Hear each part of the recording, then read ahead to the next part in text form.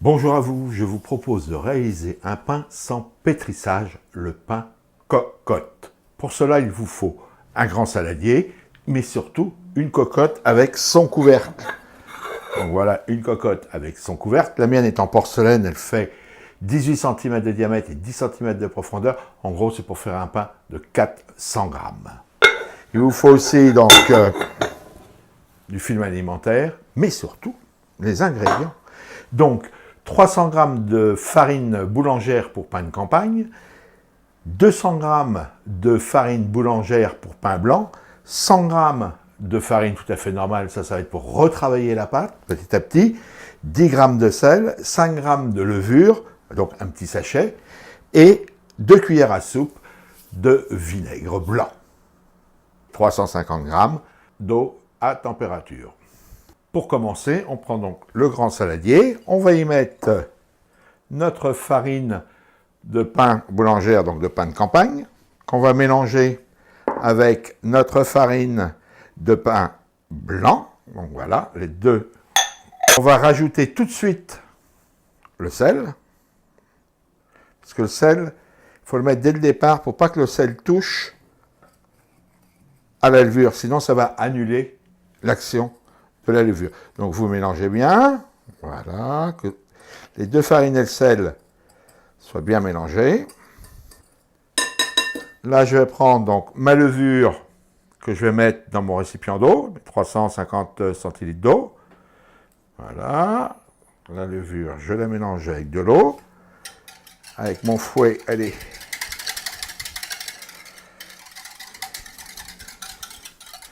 Donc, là, et tout doucement, je fais couler l'eau en remuant ma farine.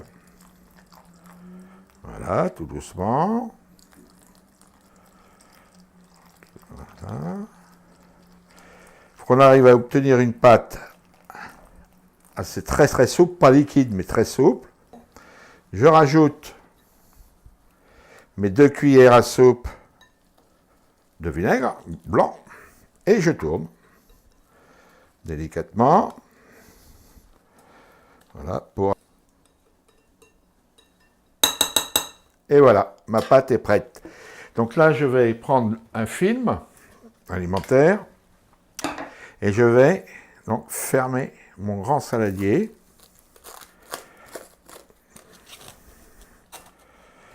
Et je vais, voilà,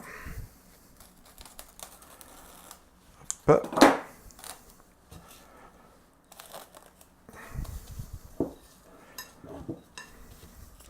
Donc voilà, et voilà la pâte qui est prête, elle est prête à pousser, c'est-à-dire qu'elle va doubler, voire tripler de volume. Donc on va la mettre dans un endroit frais, et on va attendre environ 3 heures.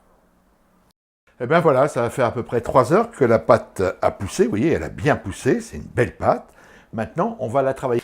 Mais avant de la travailler sur votre plan de travail, vous allez allumer votre four à 280 degrés, y mettre la cocotte avec son couvercle, et laisser monter à température. Fariner donc notre plan de travail et on va y glisser la pâte.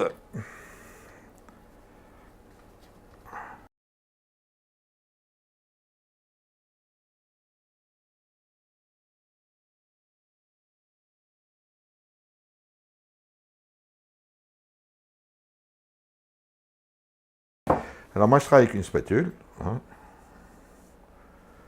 C'est plus simple, voilà. Tout qu'elle colle au plan de travail ni à la spatule. Alors hop, quand ça colle, eh ben, on rajoute de la farine, hein. Voilà, vous voyez comment ça se être souple. Là, ça va coller, je mets un peu de farine, voilà. Et maintenant je vais la travailler à la main. Donc vous prenez votre pâte et on va lui faire des mouvements circulaires, voilà, pour en faire une boule.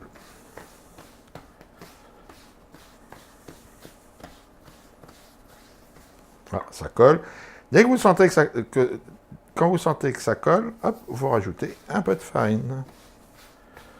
Oui, là, ça colle un petit peu. Voilà, une belle pâte. Et ça nous fait une belle boule, hein. Alors, on comprime pas trop fort. Voilà. Vous reprenez donc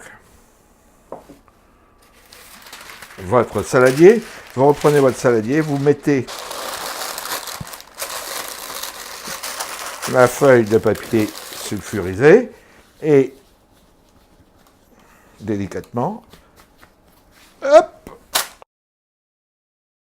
on reprend la pâte, voilà, et on va la laisser se reposer tranquillement. Elle va repousser un petit peu, c'est pas grave, le temps que notre cocotte soit à température, c'est-à-dire. Et voilà, ça y est, la cocotte est à 280 degrés. Vous faites très très attention parce que c'est hyper chaud. Alors, j'ouvre ma cocotte et je vais prendre ma pâte. Vous voyez, elle a repoussé un petit peu. Hein, elle est jolie, hein, une belle pâte. Et prenez le petit paquet que vous mettez dans votre cocotte. On secoue un petit peu, que s'étale bien. Et avec une paire de ciseaux, vous allez retirer l'excédent de papier sulfurisé. Et là, je vais fariner le dessus de mon pain. Je vais prendre le couteau, je vais faire des entailles.